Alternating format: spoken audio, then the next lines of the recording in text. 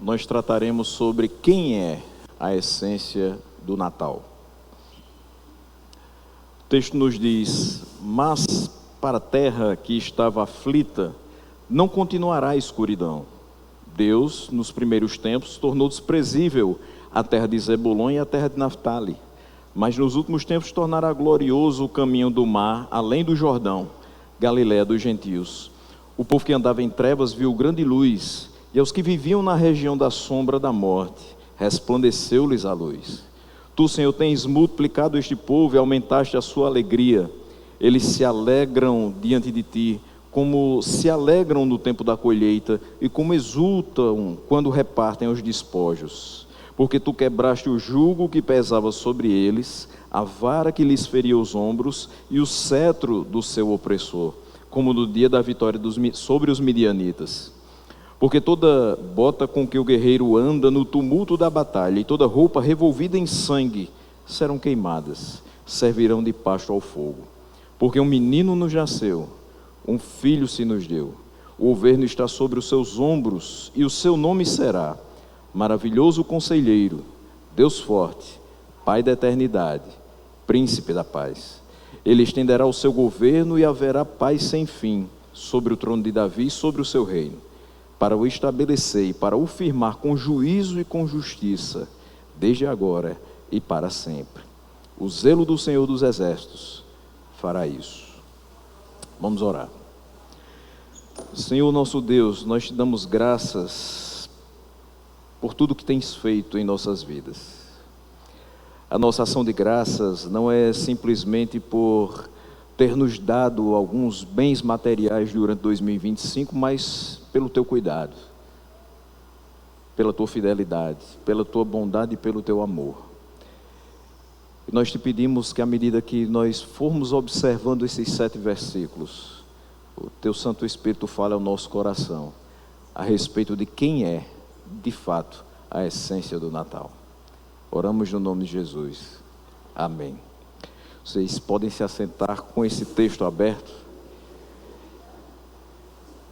E essa semana, meditando nesse texto, já havia decidido falar mais uma vez no profeta Isaías, como semana passada. E já nesse texto, mas eu via o trabalho de algumas empresas, não só aqui de Campina Grande, no Brasil, se aproximando do dia do Natal e falando a respeito do que é o Natal, e pedindo que as pessoas tivessem determinadas atitudes por conta do Natal. Então, algumas empresas solicitando doações de brinquedos para crianças. Elas já receberam 2 meses atrás, mas agora é presente de Natal e não do Dia das Crianças. Então, mais brinquedo para criança. E pedindo alimentos, pedindo roupas, e dizendo: doe esses utensílios, essas roupas, esses brinquedos aqui na nossa sede. E o discurso era praticamente o mesmo, com algumas poucas diferenças de palavras, mas era sempre assim, porque a essência do Natal é doação. E outros falavam, porque a essência do Natal é amor fraterno. E aí a gente é levado a pensar direitinho assim: será que é isso mesmo? Será que a essência do Natal é que eu pegue algumas coisas que talvez eu não use mais, ou compre novas e leve até um local e faça a doação? São vários os momentos do ano que a gente tem esse tipo de movimento. E, de fato, nós fazemos doações durante esses vários momentos, mas nem sempre com o pensamento de que aquilo é a essência daquele período. Então, se você doa uma cesta básica ou uma caixa de chocolate na época da Páscoa, provavelmente você não pensa que isso é a essência daquele momento.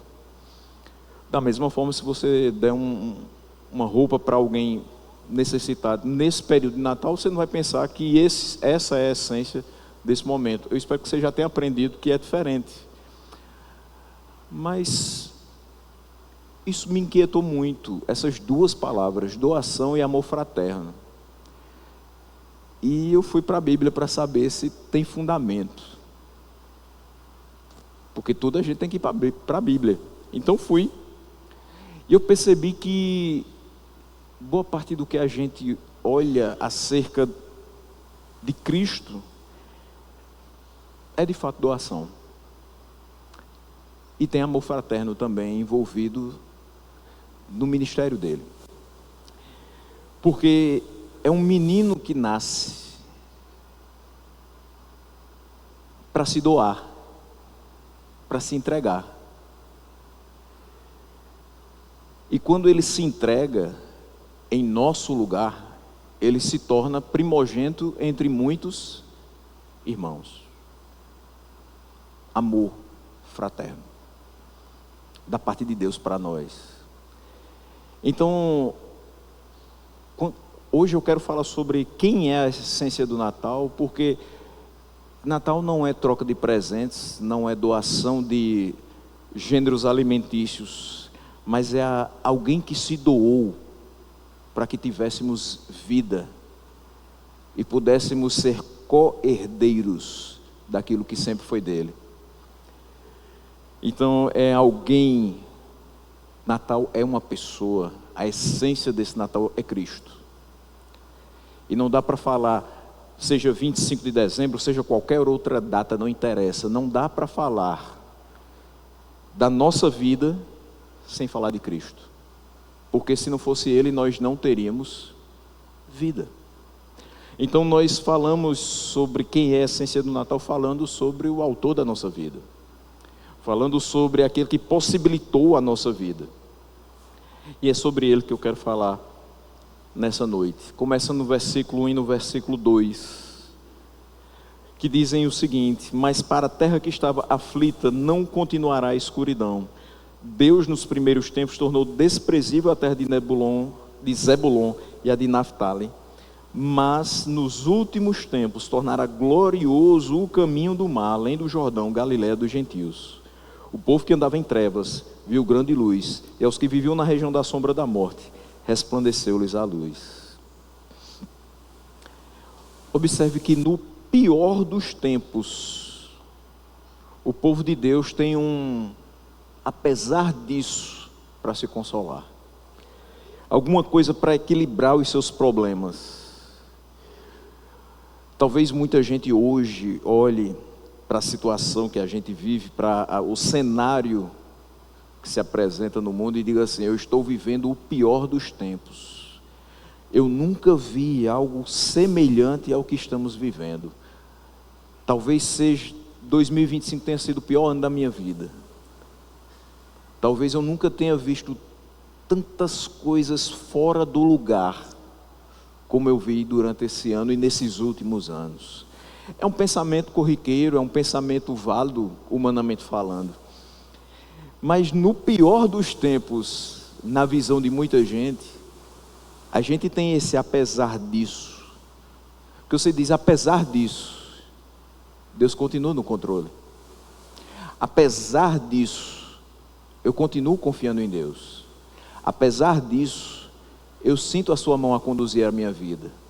Apesar disso, dessa minha visão, dessa minha leitura sobre o mundo, eu continuo vendo que nada está fora do lugar, porque tudo continua sendo disposto no universo, segundo a palavra de Deus.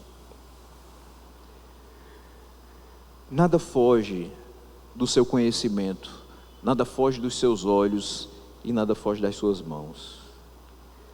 Nós, à semelhança do que Paulo diz em 2 Coríntios 4:9, nós podemos ser perseguidos, mas nunca seremos desamparados.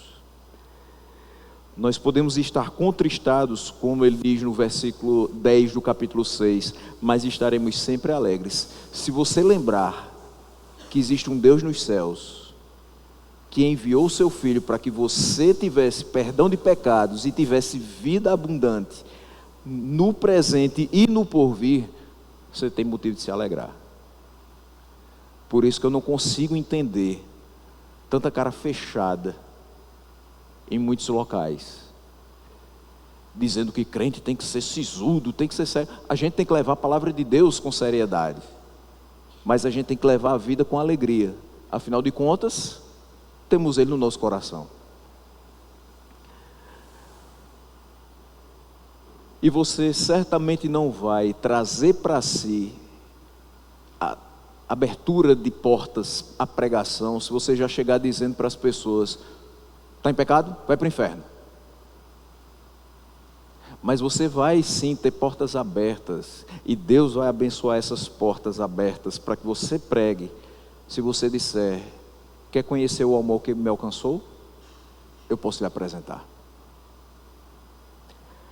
Um bom sorriso e alegria genuína devem estar no nosso coração e na nossa face, para que as pessoas entendam que nós temos sim problemas, mas nós temos uma pessoa que cuida de nós dia e noite, e que deixou a sua palavra para que dia e noite meditássemos nela e tivéssemos confiança na nossa vida. O texto fala sobre Zebulon e Naftali, são duas regiões ao norte, regiões na Galileia, que foram as primeiras a sofrer a invasão assíria em 732 a.C. Eu passei um bom tempo falando aqui em Amós, e eu disse que no final de toda aquela história, a profecia de Amós se cumpriu, 50 a 60 anos depois. Essa invasão assíria, a invasão do rei Tiglat-Pileser, rei da Síria, que em 732 invade Israel, primeiramente por essas duas regiões. Onde é que a gente vai encontrar isso? 2 Reis 15, 29. Nos dias de Peca, rei de Israel, Tiglat-Pileser, rei da Assíria, veio e conquistou Ijon, Abel, Bet-Maaca, Janoa, Quedes, Azor, as regiões de Gileade e da Galileia, toda a terra de Naftali, que é citada, e levou os seus habitantes para a Síria. Então você tem aqui, a terra estava aflita, tinha sido invadida, mas diz aqui esse texto, que para a terra que estava aflita não continuaria a escuridão, ou seja, há algo a ser modificado nessa terra. E ele diz que Deus nos primeiros tempos tornou desprezível essas duas terras. De fato, Ele entregou nas mãos dos inimigos, depois de tanta desobediência e tanto desvio da sua vontade. Mas Ele diz que nos últimos tempos, nesses próximos tempos, vai tornar glorioso o caminho do mar além do Jordão, Galiléia dos gentios. Ou seja, o povo que andava na escuridão agora vai ter uma luz que vai amenizar essa escuridão. Imagine que a gente desligasse todas essas luzes, todas, mas a gente ligasse depois somente a luz aqui da cruz, somente essa fita de LED aqui amarela. É óbvio que não iria iluminar lá no final onde Ritinha está sentado, mas iria amenizar a escuridão, porque quem estivesse perto conseguiria se locomover razoavelmente, não estaria totalmente escuro. Quando falta energia na sua casa, você recorre talvez hoje à lanterna do celular, mas quando não existia celular com lanterna, a gente recorria a uma vela. Ainda hoje a gente deve recorrer, e é desse tamanho a chama da vela, mas consegue iluminar um ambiente pequeno, porque ameniza a escuridão. A escuridão era muito grande, as trevas estavam de fato cobrindo o caminho daquele povo, mas nos últimos tempos, Deus tornaria glorioso o caminho do mar além do Jordão, Galiléia dos gentios, não com uma pequena luz, mas com uma grande luz. É isso que ele vai dizer no versículo 2: o povo que andava em trevas viu grande luz. Quando de fato Cristo entra na nossa vida e entra no nosso coração, não é uma pequena luz que ameniza a escuridão, as trevas que estavam envolvendo a nossa vida, mas é uma grande luz que dissipa totalmente as trevas que estão no nosso coração. E de fato essa luz gloriosa, ela não somente ameniza a escuridão daquele povo, mas gradativamente vai dissipando essas trevas, de modo que não será como tinha sido algumas vezes anteriormente. Não seria mais um tempo de aflição, não haveria trevas como tinha havido em tempos anteriores, quando no início ele desprezou, ele tornou desprezível a terra de Zebulon e Naftali. Ficavam distantes, mas expostas às invasões dos inimigos vizinhos. Israel inicialmente esteve sem o Deus verdadeiro, sem sacerdote. Naqueles tempos não havia paz. Mas nós podemos contemplar no texto de Mateus, capítulo 4, versículo 13 ao 16, que essa profecia se cumpre. Se cumpre quando Jesus vem e habita nas proximidades de Zebulon e Naftali. Veja comigo, Mateus 4, 13 a 16. E deixando Nazaré, foi morar em Cafarnaum, situada à beira-mar, na região de Zebulon e Naftali. Isso aconteceu para se cumprir o que tinha sido dito por meio do profeta Isaías. Terra de Zebulon, terra de Naftali, caminho do mar, além do Jordão, Galiléia dos gentios. Isso é o final do versículo 2. Final do versículo 1, na realidade. E ele diz: o povo que vivia em trevas viu grande luz, e aos que viviam na região da sombra da morte resplandeceu-lhes a luz. É o versículo 2 de Isaías 9. O que a gente pode extrair desses primeiros 2 versículos? Aqueles que não têm o evangelho andam em trevas, e aquele povo de Israel andou durante muito tempo em desobediência, ou seja, contrariamente à palavra do evangelho, andou em trevas. Não sabiam o que faziam nem para onde iam. Eles habitavam na região da sombra da morte, numa espessa escuridão e no máximo perigo. E qual é o grande perigo de andar nas trevas e longe do evangelho? É nunca conhecer Jesus, é nunca estar com Ele e perder a sua alma eternamente. Mas há também algo muito importante, que é quando o evangelho chega a algum lugar, quando ele penetra alguma alma, uma grande luz, uma luz resplandecente, brilha cada vez mais. Então, o povo que andava em trevas viu grande luz.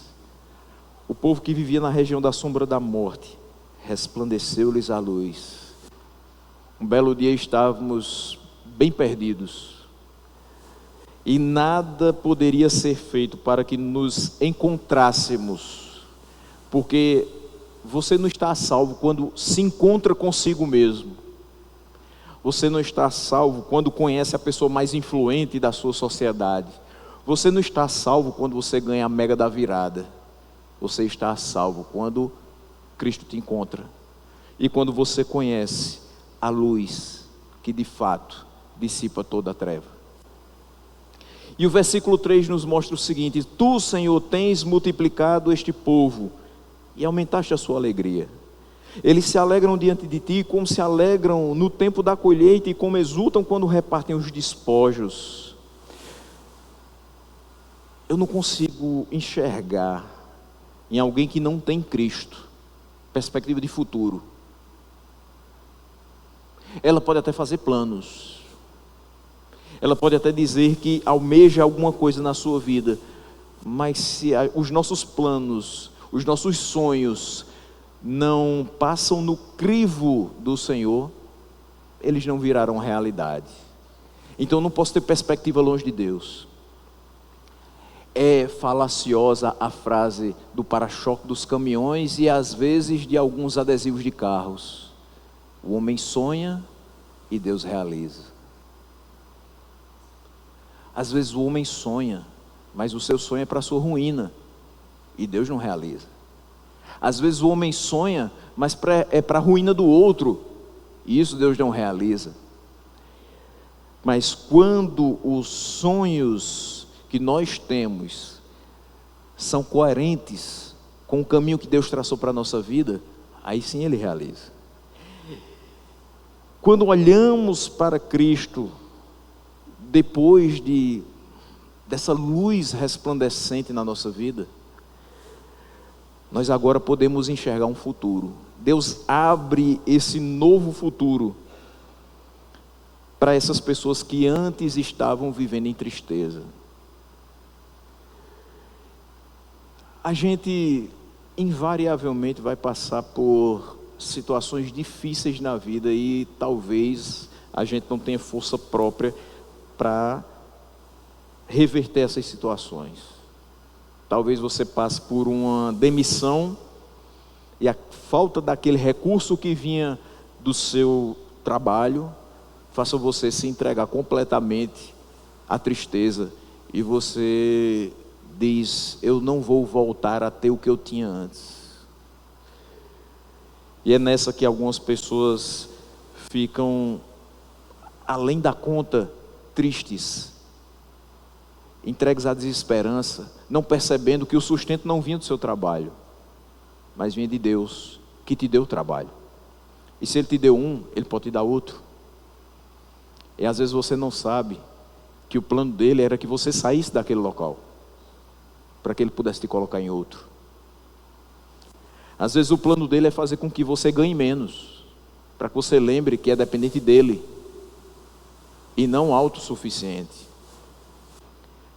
Às vezes o plano dele é te tirar do teu grupo de amigos que te afasta dele e te colocar na vida de pessoas que você nunca se relacionaria naturalmente, mas elas vão fazer você estar cada dia mais próximo dele. Deus abre um novo futuro para aqueles que se entregaram à tristeza, mas que um dia em Cristo começaram a olhar que existe algo além daquilo. Existe algo além de uma demissão, existe algo além de um luto, existe algo além das nossas derrotas. Existe uma pessoa muito mais importante do que a nossa trajetória de vida. Existe Cristo. E Ele é essa alegria que nós temos quando Deus nos chama através da pregação do Evangelho. Nós conhecemos alguém em quem podemos ser satisfeitos e que é muito melhor do que as conquistas terrenas. Esse povo aqui tinha diminuído, foi juízo após juízo, foi punição após punição. Os seus jovens foram mortos. Os seus velhos já não tinham mais condições de produzir. Havia crianças de poucos dias, como foi citado domingo passado. Mas, embora esse povo tenha diminuído, agora o Senhor começa a multiplicá-lo outra vez. Isaías diz: Tu, Senhor, tens multiplicado este povo e aumentaste a sua alegria. Quando você começa a se alegrar em Cristo, e nele somente, Ele sente que pode te dar coisas com as quais você vai se alegrar, sem se esquecer dele. Quando você não está satisfeito em Cristo, você busca um carro novo para se alegrar. E essa alegria dura até o primeiro arranhão. Porque daí começa a preocupação e a tristeza. Seu novo brinquedinho quebrou, arranhou, a cor já não está mais tão viva, os pneus agora vão ficando carecas, vai ter que começar a trocar peças, virou uma bomba na sua mão. Quem não tem alegria somente em Cristo, primariamente em Cristo, se endivida para comprar a casa dos sonhos, que pode virar a dívida do pesadelo. Porque às vezes a gente só vai ter dinheiro para morar aqui perto. Mas a gente quer morar no local mais nobre da cidade. E aí, a alegria de receber a chave pode se tornar a tristeza de receber os boletos, a hipoteca, por aí vai.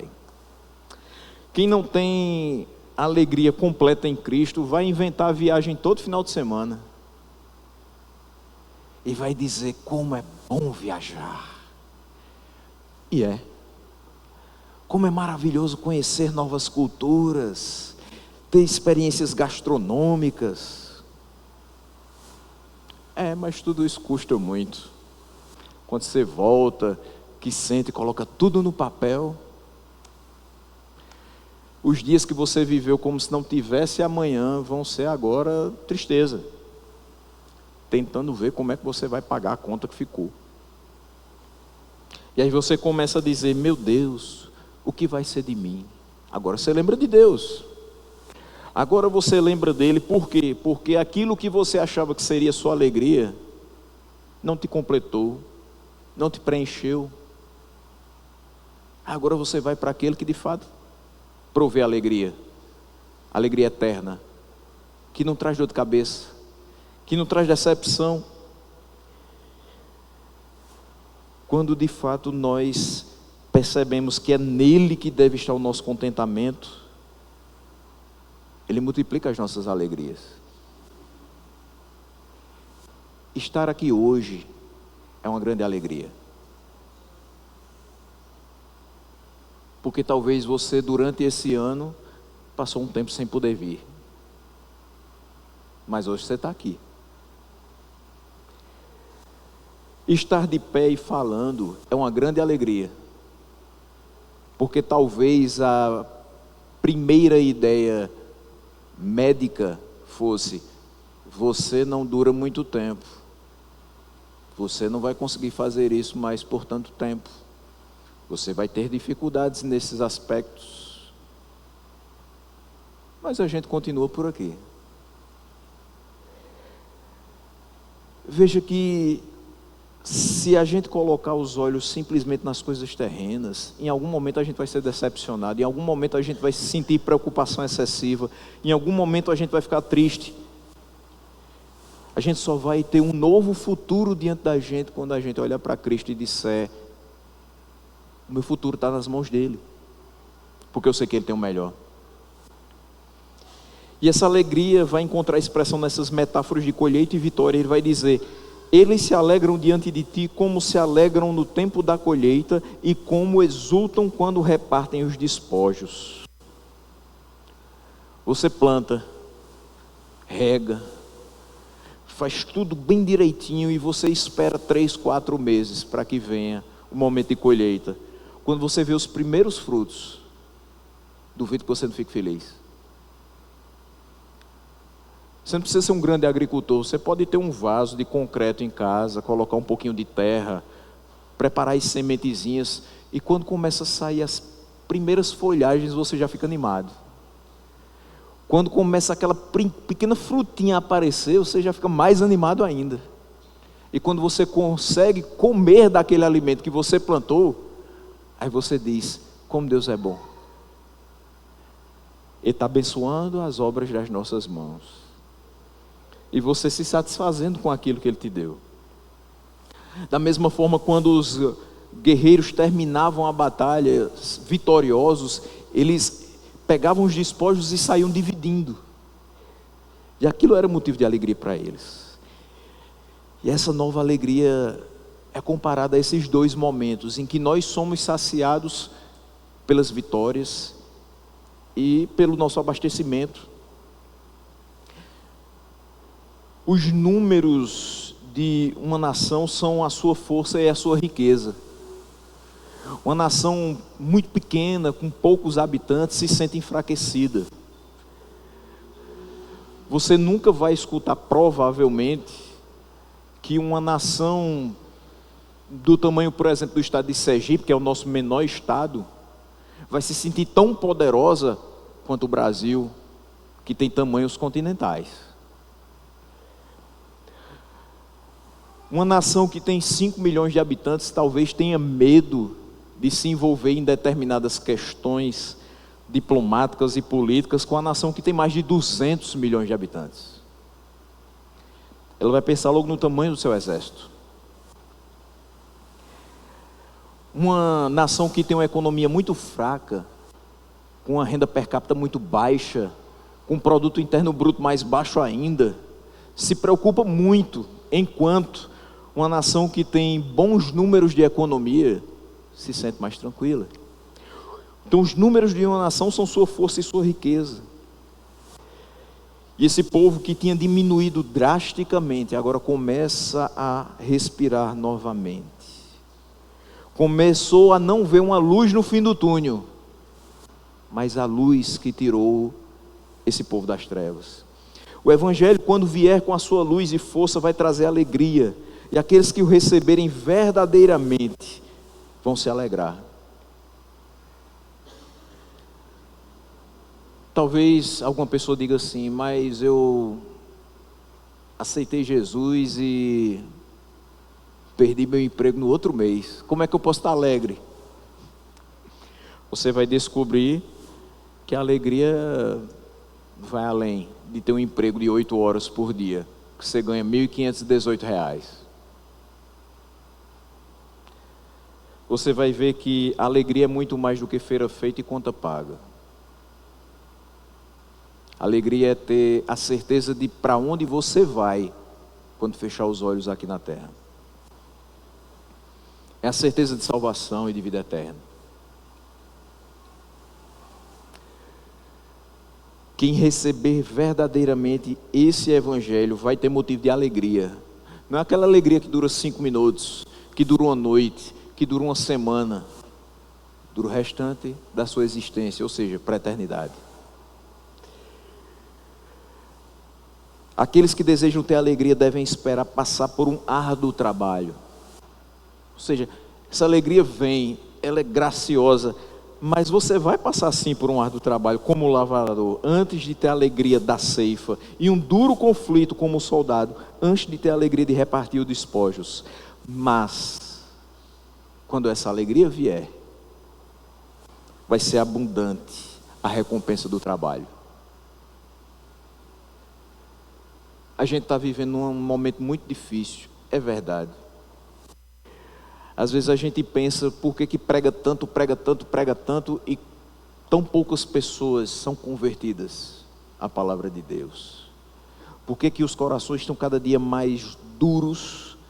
Por que os testemunhos já não falam tão alto quanto a pregação? Porque é tão difícil conversar com pessoas e passar 10 minutos falando de Deus e elas finalmente dizerem, eu tenho interesse em conhecê-lo um pouco mais. O nosso trabalho vai ser difícil até o último dia, mas a gente pode ter certeza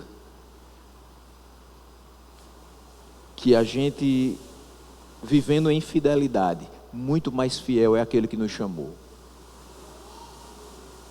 A gente não foi chamado para viver deitado eternamente em berço esplêndido, como diz o nosso hino nacional. A gente foi chamado para ser soldado do exército do rei, trabalhar para ele, promover o seu nome, trabalhar para a sua glória, para que no final de tudo a nossa vida tenha tido sentido e ele nos receba com a recompensa que nos promete.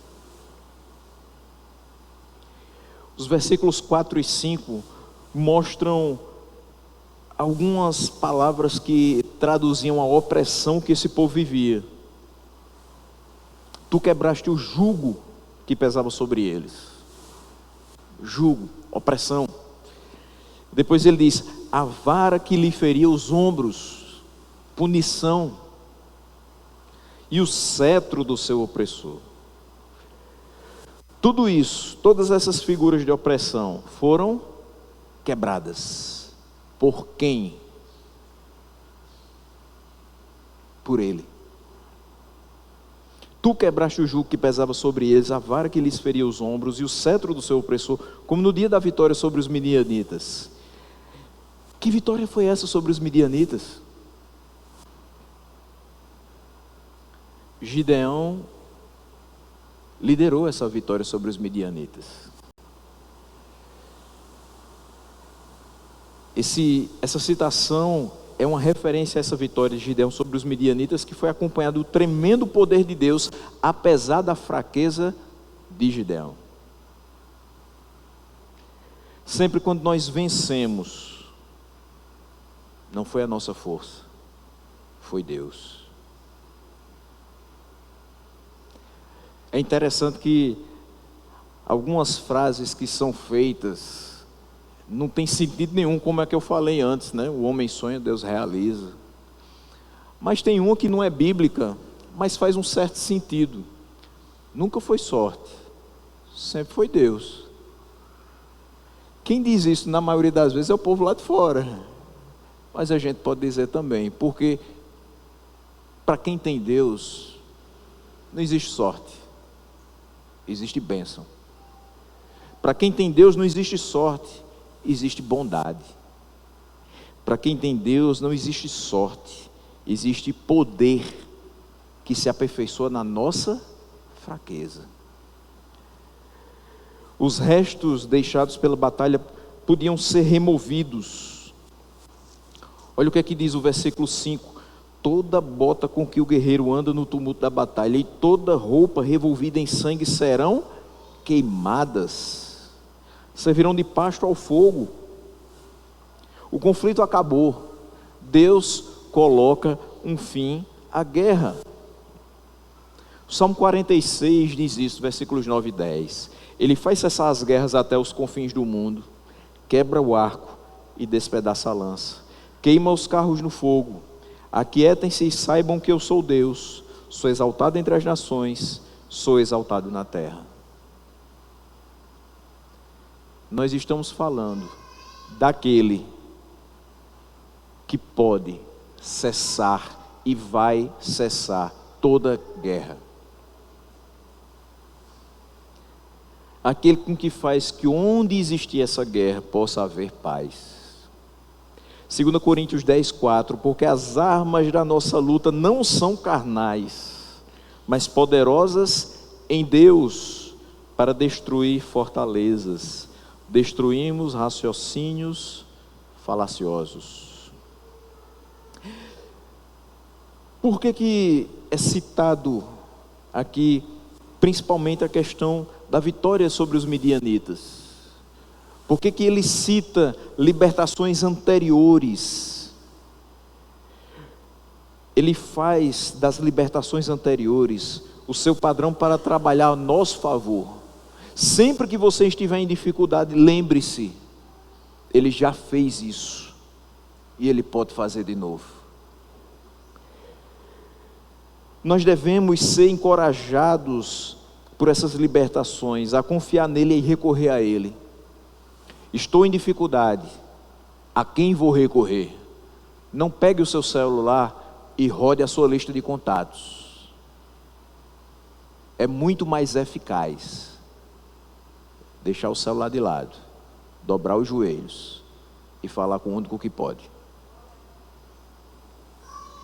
A intenção e a graça do Evangelho é quebrar o jugo do pecado e de Satanás, é remover a carga da culpa e da corrupção e nos libertar da vara desses opressores, para que possamos ser trazidos à gloriosa liberdade dos filhos de Deus.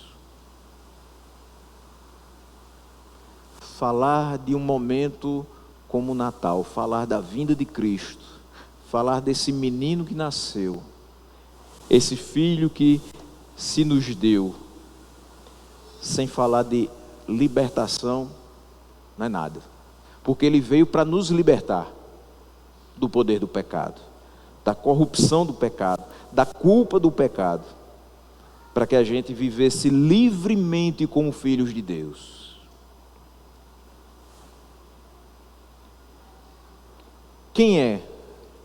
Onde está aquele que vai empreender e realizar essas grandes coisas para a igreja? Isaías diz nos versículos 6 e 7 que essas coisas serão realizadas pelo Messias, o Emanuel, o filho de uma virgem, cujo nascimento ele mesmo predisse no capítulo 7, versículo 14. Isaías 7,14: portanto o Senhor mesmo lhes dará um sinal, eis que a virgem conceberá e dará à luz um filho, e lhe chamará Emanuel. Ele havia predito o nascimento de Cristo, só que agora ele fala sobre essas coisas como algo já realizado. Ele fala no passado, versículo 6 que diz: porque um menino nos nasceu, já aconteceu, um filho se nos deu, o governo está sobre os seus ombros, e o seu nome será Maravilhoso Conselheiro, Deus Forte, Pai da Eternidade e Príncipe da Paz.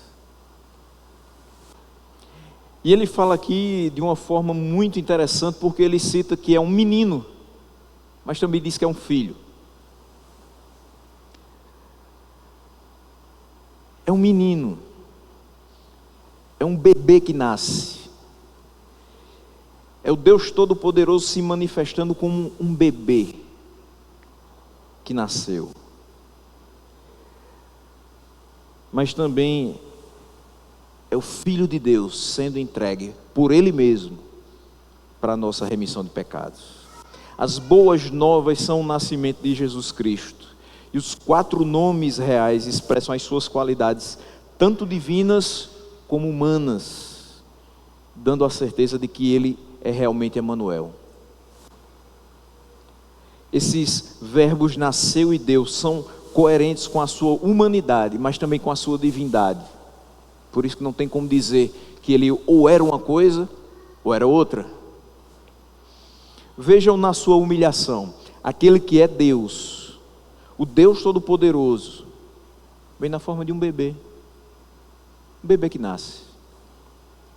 O ancião de dias se torna um pequenino bebê. O Pai eterno é um filho que nos é dado.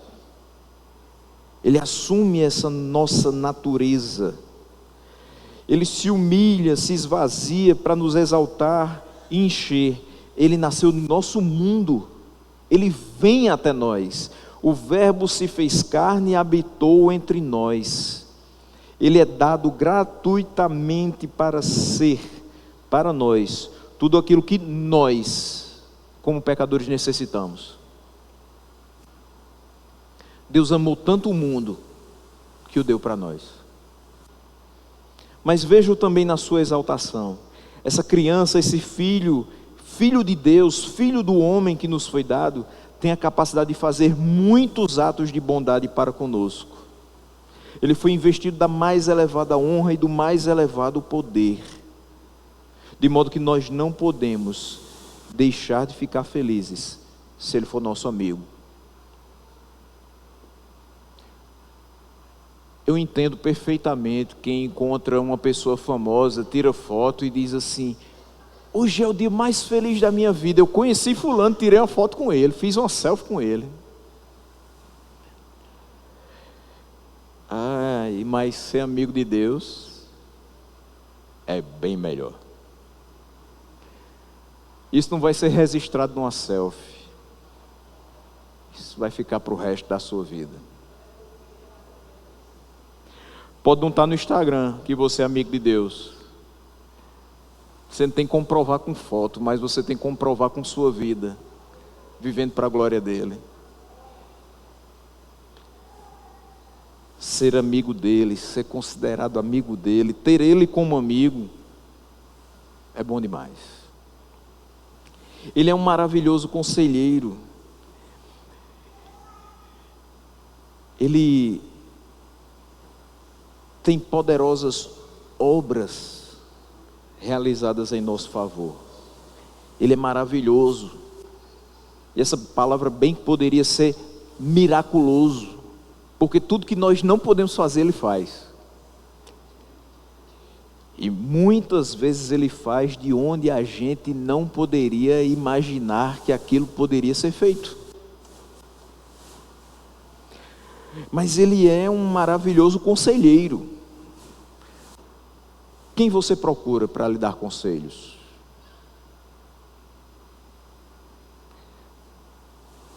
É terrível quando você perde um conselheiro, porque você meio que fica sem chão, você fica sem ter como se locomover direito. Quando você perde aquela pessoa que fala exatamente o que você precisa. E nem sempre o conselho vai ser dizendo assim: você está certo, continue fazendo isso. Às vezes vai ser: você precisa dar vários passos atrás porque você está errado. Quem ama, dá conselhos assim. Às vezes repreende, às vezes diz: não faça isso. E de fato, a função de um conselheiro é prover sabedoria. É dizer para você: a atitude mais sábia é essa. Então, por mais que você hoje não tenha mais o seu conselheiro humano, aquela pessoa que você confia para conversar, para te dizer o que deve fazer, mas você nunca vai perder o maravilhoso conselheiro a quem você pode recorrer através da oração e ouvi-lo dizer: faça isto, esta é a vontade do meu Pai. O rei vindouro possuirá sabedoria divina. Mas ele também é chamado de Deus forte. Como um guerreiro, Deus protege o seu povo. Assim como ele tem sabedoria, ele também tem força para prosseguir com a sua empreitada. Ele é capaz de salvar ao máximo. É óbvio que nem todas as pessoas do mundo serão salvas, mas aquelas a quem a gente reputava como totalmente perdidas, ele salvou. Aquela pessoa que você dizia: esse aí não tem o mínimo jeito, não tem condições, esse nunca vai mudar. E ainda dizia: pau que nasce torto, morre torto. Diz a sabedoria popular. E a sabedoria de Deus diz: não há coração tão duro que eu não possa quebrar. Não há pessoa tão pecadora, tão vil, que eu não possa transformar. Ele tem essa capacidade de salvar ao máximo as pessoas mais improváveis. Tal é a obra do mediador que somente um poder como o do Deus forte pode realizar. Essa virtude de poder atribuída ao rei vindouro. Mas ele também é Pai da eternidade. Ele possui a eternidade divina. Ele é desde os tempos antigos. Ele é. As pessoas se preocupam em saber como provar se Deus existe. Mas ele simplesmente é. De eternidade a eternidade. Tu és Deus. É isso que precisamos ter no nosso coração. Não somente ele é desde os tempos antigos, mas ele não vai precisar de um sucessor para seguir seus passos. Porque ele é eterno. Ele não tem fim. E o seu reino também não terá fim. Os reis da antiguidade referiam-se a si mesmos frequentemente como os pais dos seus súditos. Esse nome aqui revela o cuidado divino e eterno que o rei vindouro terá pelo seu povo. É o Pai da eternidade. Eternamente cuidará de nós. E ele também é o príncipe da paz. Como rei, ele preserva a paz. Ele ordena a paz. Ele cria a paz no seu reino. Ele é a nossa paz. E é a sua paz que protege os nossos corações e governa os nossos corações. Ele não é apenas um príncipe pacífico que tem um reino pacífico.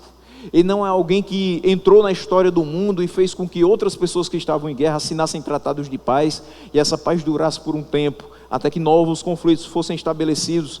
Não, ele é o autor e doador de todo o bem, de toda aquela paz, que é a bênção presente e futura dos seus súditos. Você tem paz hoje, e você vai ter paz sempre, se andar com ele. Veja o domínio que ele alcança e o trono que ele tem. O reino estará sobre os seus ombros. O governo estará sobre os seus ombros. Acima de todos os tronos ele está. E como será o governo desse menino que nasceu, desse filho que se nos deu? Vai ser um governo em constante expansão. Ele vai ser multiplicado. Os limites do seu reino serão cada vez mais ampliados e muitos serão acrescentados a ele diariamente. Basta que nós lembremos, ainda há muitas ovelhas não deste aprisco, e a mim me convém buscá-las. Ainda há muitos que dia após dia serão salvos e serão acrescentados a este reino glorioso. O seu resplendor aumentará e brilhará cada vez mais no mundo.